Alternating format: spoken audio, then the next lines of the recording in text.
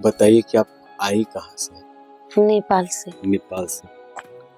तो आप कैसे माँ के पास समर्पित कर दिए? मतलब मन में भाव आया या कुछ अनुभव है जीवन का जो गुरु जी को समर्पित कर दिए? और जब हमारा हुआ नहीं था ना, तो हम यही बोलते थे माँ को कि शादी होने के बाद कि माँ, लोग बोलने लग गए थे ना सब लोग कि कैसी को उठा के ले आए, एक बच्चा नहीं होता है। तो मैं माँ को बोलती थी कि मैंने तो आपको पहले से माँ बोला है, और माँ बोलने के बाद भी तुम अपनी बेटी को दुनिया का सुना रहे हो, और तुम मुझको एक बच्चा दे दीजिए। आपका ही ऐसा अंश होना चाहिए कि बहुत अच्छा, मैं आपको ही समर्पण करूंगी। दूर से तो ये तो लगेगा कि हमने पैदा किया है।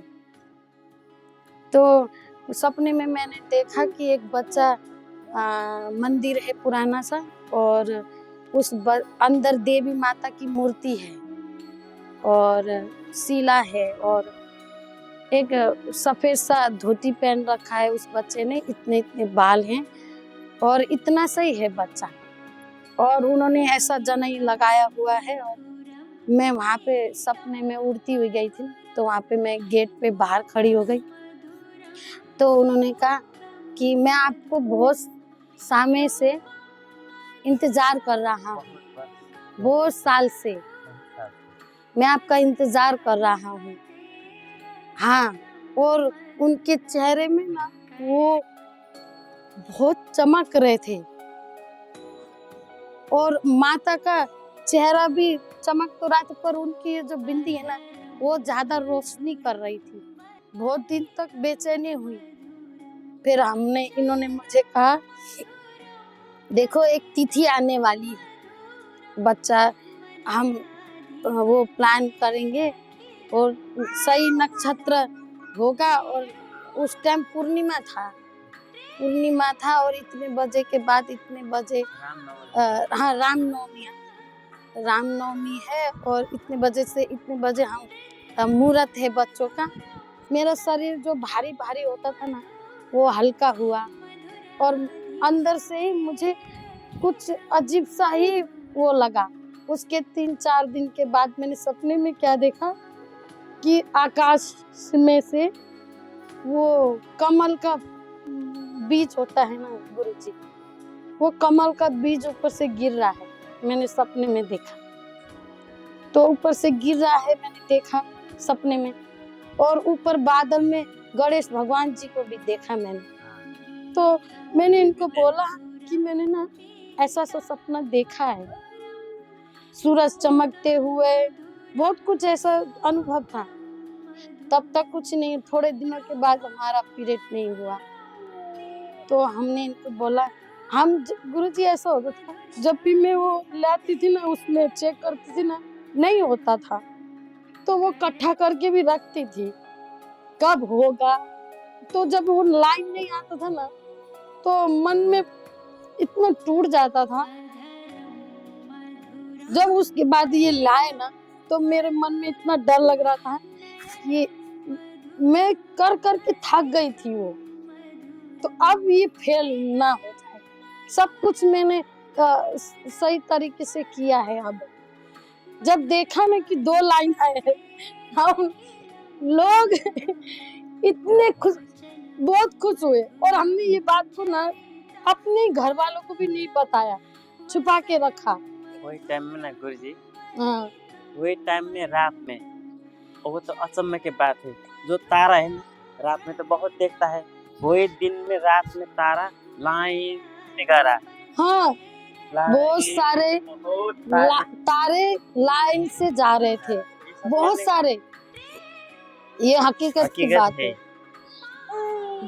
यहाँ गुरुजी के पास भी इनकी वजह से जब ये हुई ना तो नहीं, पहला ये नहीं था। एक साल से हम गुरुजी का वो वीडियो तो देखते रहते थे। हाँ, जब वो गुरुजी रोता है ना कभी आंसू आता है। हाँ, उसी दौरान में ये सब हुआ। गुरुजी से कैसे कांटेक्ट कर, हमको तो दीक्षा लेना है, हाँ, गुरुजी से मिलना है। क्या था कि जब बच्चा होगा ना तो हम सौंपेंगे। इसको शादी भी नहीं करना है, इसको साधु बनाना है। हाँ, जिससे भी माँ की सेवा करना है।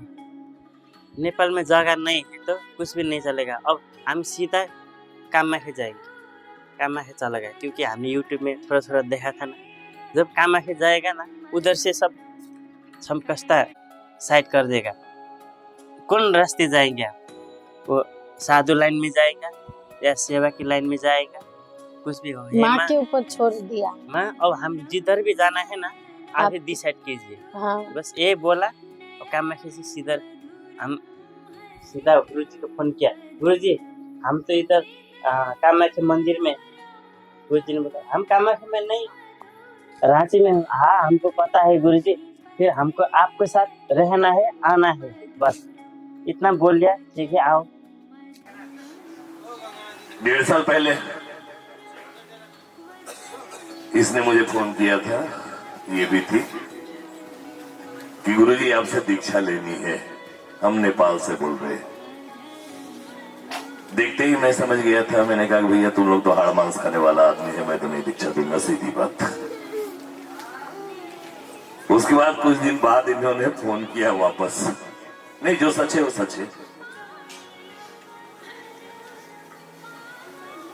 तो कुछ दिन बाद, लगभग 1.5-2 महीने बाद इन्होंने फोन किया और बतलाया कि नहीं, हम लोग लेंगे दीक्षा, हम लोगों ने सब छोड़ दिया है। उसके बाद बतलाया, ये मतलब गर्भ में थी, कि जो भी होगा गुरुजी आपके चरणों में। इन लोगों ने संकल्प लिया मां के सामने। उसके बाद ये बच्ची की बात हुई कि गुरु महाराज आपको देंगे। हमने कहा कि देखो, अगर मुझे दोगी तो पहला चीज इस चीज को, इसलिए सबको सामने मैं कह रहा हूं कि पहली बात इस चीज को याद रखना कि तुम क्या चाहते हो। तो गुरु महाराज आप जो चाहते हैं, हम अगर मेरी बात कहो तो मैं तो यही चाहूंगा कि मेरे बाद इसको लोग याद रखें, और याद इसको डॉक्टर, इंजीनियर, एमबीबीएस कराने से नहीं याद रखेंगे। इसको मैं तपस्विनी बनाऊंगा। अगर मेरे पास देना है तो मैं इससे तपस्या करवाऊंगा। और इतना तय है कि जितना मैंने तपस्या करी है, जितना मेरे को मेरे गुरु महाराज ने दिया है, वो सारा कुछ मैं इसे दूंगा। लेकिन ये अघोरी कहलाएगी। इन्होंने स्वीकार किया और आज